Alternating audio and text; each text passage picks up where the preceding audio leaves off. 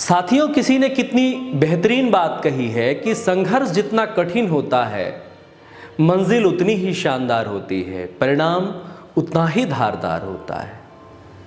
कई बार हम देखते हैं संघर्ष के दौर में जब हम कठिनाइयों से गुजर रहे होते हैं तो हम सिफारिश की मुद्रा में आ जाते हैं कि कोई ऐसा चमत्कार हो जाए या कोई ऐसा मसीहा मिल जाए जो हमारे संघर्ष को कम कर दे।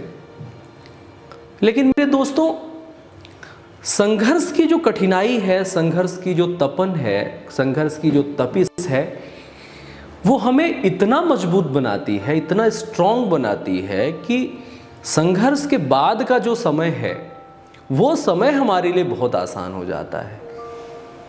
इसलिए परिणाम से पहले का जो संघर्ष है उसे हमें उसी रूप में स्वीकार करना चाहिए जिस रूप में हमारा सफ़र चल रहा होता है। एक कहानी ध्यान आती है कि एक बार एक व्यक्ति कहीं बैठा हुआ था तो देखता है, बहुत देर से देखता है कि एक तितली का कोकून है, प्यूपा है, जिसमें से एक तितली बाहर निकलने की कोशिश कर रही है।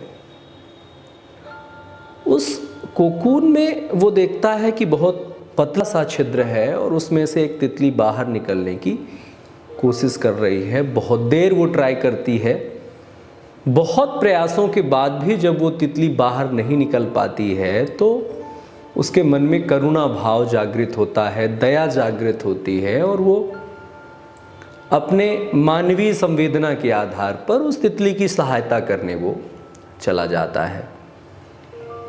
कोकून को उसने कैंची से काट दिया, देखता है तितली आसानी से बाहर आ गई।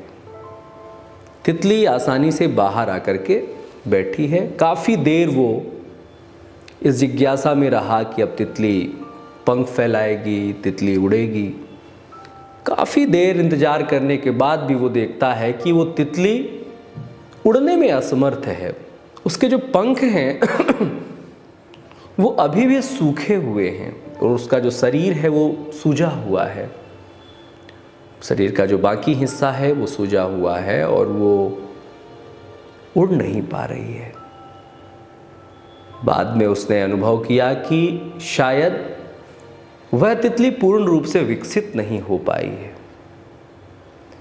मेरे साथियों, तितली जब बाहर निकल रही थी ना तो प्रकृति ने, नेचर ने ऐसा स्ट्रक्चर तैयार किया है कि जो उसके शरीर का पानी है, शरीर का लिक्विड है, वो लिक्विड निकलकर उसके पंखों में ट्रांसफ़र होता तो शरीर का वजन घटता, पंखों का वजन बढ़ता और वो तितली परिपक्व हो जाती और उड़ पाती।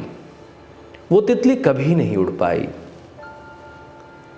हमें ये सीखना है कि संघर्ष के दौर में अगर कोई अपना भी संघर्ष के दौर में है तो हमें उसको कोकून से निकलने में सहायता नहीं करनी चाहिए।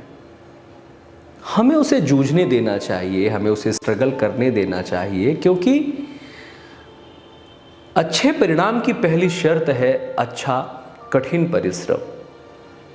करुणा भाव वहाँ प्रदर्शित करना चाहिए जहाँ प्रदर्शित करने की आवश्यकता है।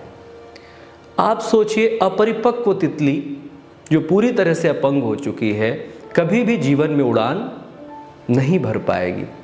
इसलिए जब हम अपने जीवन में संघर्ष में होते हैं और अपने कठिन परिश्रम से उस संघर्ष को पूर्ण करते हैं तो हमारे लिए पूरा आसमान खाली होता है और हम सरलता से पूरे आसमान में भ्रमण कर सकते हैं, अपने पंख फैला सकते हैं, उड़ सकते हैं और बेहतर से बेहतर परिणाम हासिल कर सकते हैं। इसलिए मेरे प्यारे साथियों, संघर्ष को अपने जीवन का एक हिस्सा समझिए, अपने आप को कुदरत का दिया हुआ एक प्रशिक्षण व्यवस्था समझिए, एक ट्रेनिंग व्यवस्था समझिए कि आपको कुदरत ने ट्रेंड करने के लिए ये नियम बनाया हुआ है।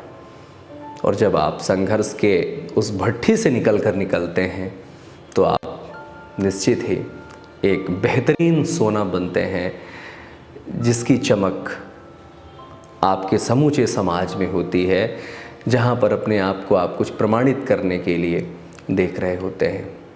तो आज का किस्सा इतना ही। संघर्ष करते रहिए, निरंतर मेहनत करते रहिए, अभ्यास करते रहिए और आप अपने लक्ष्य की ओर आगे बढ़िए। फिर मिलते हैं किसी नई स्टोरी के साथ। तब तक के लिए आपका दोस्त ललित व्यास पांडे लेता है आपसे विदा। आप अपना ख्याल रखिए। जय हिंद, नमस्कार, धन्यवाद।